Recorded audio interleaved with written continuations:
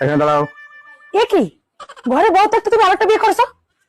আরে এটা বউ না, আমি বিয়ে করিনি, এটা রোবট। রোবট অনলাইনে থেকে কিনেছি। তো রোবট আনার কি দরকার ছিল?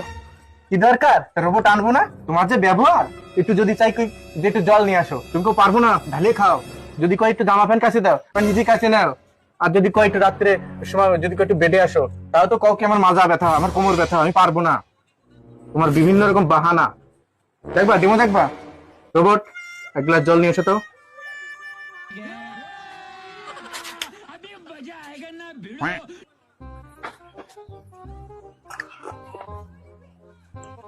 দেখলা ডেমো, কোনো টু শব্দ করলে না। আরো দেখবা।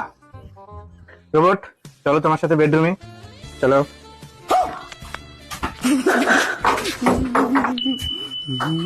দেখলা, কোনো টু শব্দ করলো না, কোনো সময় বলেনি মাথায় ব্যথা, কোমরে ব্যথা, আমার দাঁতে ব্যথা, কোনো টু শব্দ করেনি।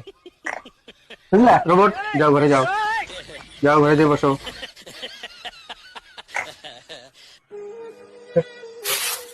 শোনো শোনো শোনো শোনো, বলছি রোবট যখন নিয়ে আসলাম, তা তোমার তো আর কোনো কাজে টাজে লাগবে না।